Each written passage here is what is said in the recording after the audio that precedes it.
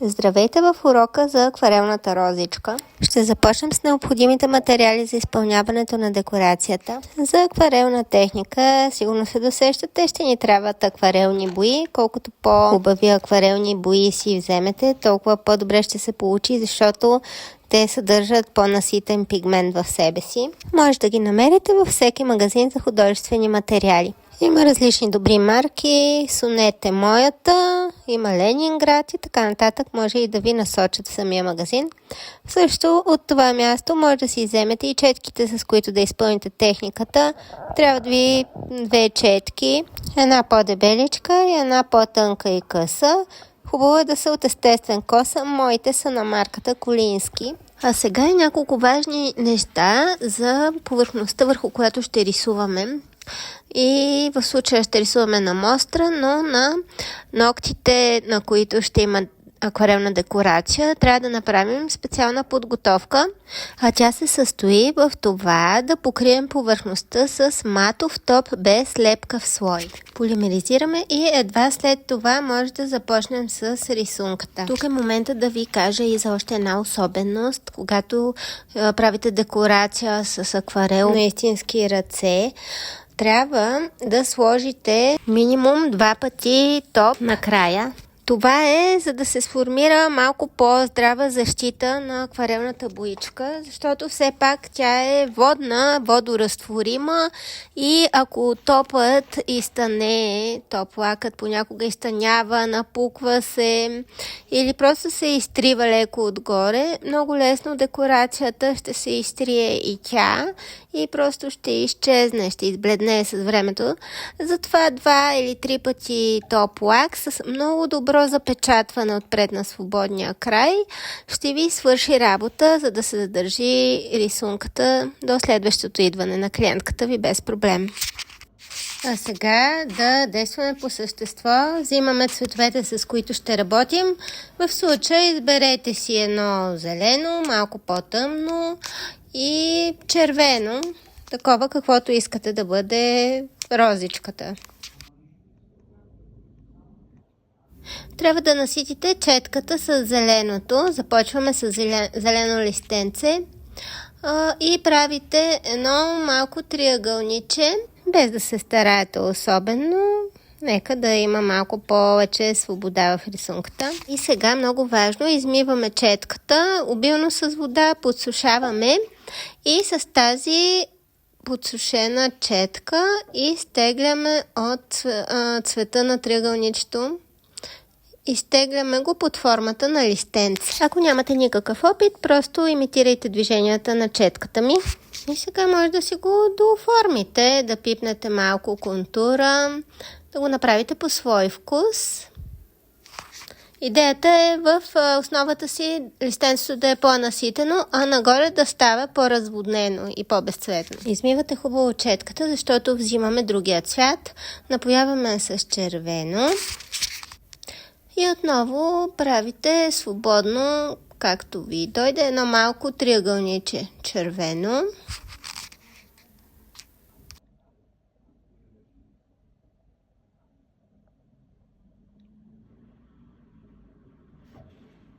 Повтаряме и от другата страна. Опитайте се да ги направите леко различни тези триъгълничета, защото листенцата са фактически различни. И отново, много важно, измивате хубаво четката, подсушавате я и след това издърпвате цвета нагоре с вълнообразни движения. Нека да стане свободно и естествено, за да е по-натурално листенцето. Ето такова е движението, вълнообразно и изтеглящо. И пак казвам, не се старайте много. Гледайте просто цвета да е по-наситен в дъното и нагоре да изсветлява. Точно тази разлика прави техниката много красива и ефирна. Ако цвета ви стане равен, не се притеснявайте, просто вземете още от концентрирания цвят, от самата боичка или от палитрата, но по-добре от боичката, защото там е най-концентрирана и сложете там, където искате да наситите най-много. И тук виждате, че точно това правя и аз в момента. Слагам още малко концентриран цвят и ще разнеса отново с измита и суха четка.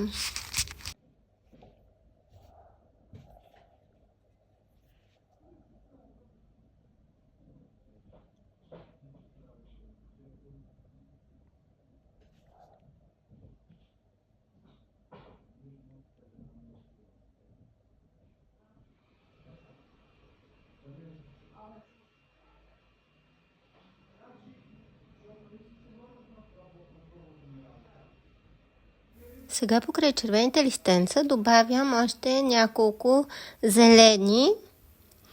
Може да не го правите абсолютно същото като при мен. Може да го направите по свой вкус, но на мен би ми изглеждало добре с няколко по-наситени и малки листенца отстрани.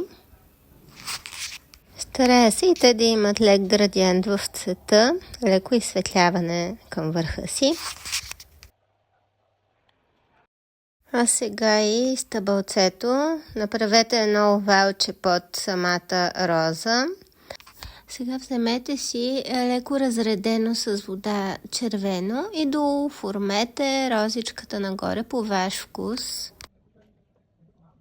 Връщаме се към зеленото отново с най-тънката четка, която имате. Напоявате я хубаво в зелено, хубаво наситено зелено трябва да е. И с него ще направим тънкото стъбълце.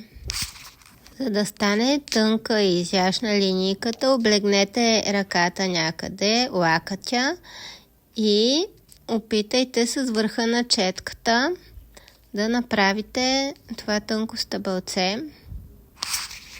Много е важна опората на лакътя, за да ви се отпусне ръката и да не ви трепери.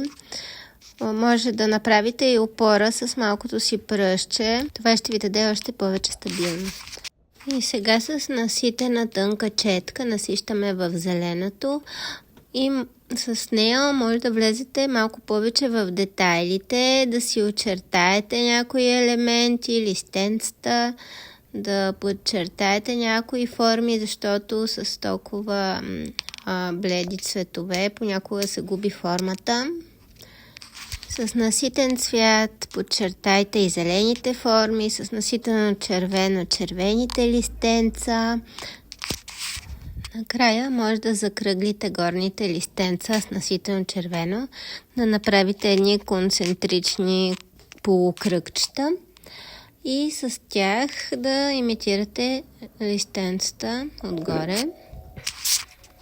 И това е резултатът, тази красива розичка. Надявам се, че техниката ви е харесала. Ако сте се снабдили с четки и акварелни бои, няма да ви останат излишни. Ще правим още такива видеа, кратки, с различни декорации. И се надявам да усъвършенствате техниката и да си помагате с нея в работата ви и да радвате клиентките си с новата техника, която сте научили. Накрая не забравяйте да сложите не един, а 2 или 3 слоя топ лак и да запечатате добре отпред свободния край, за да сте сигурни, че декорацията ще остане дълго до следващия маникюр. Акварелът е една от тези техники, които изглеждат сложни, а всъщност всичко може да е много лесно. Използвам я когато искам фин ефирен дизайн,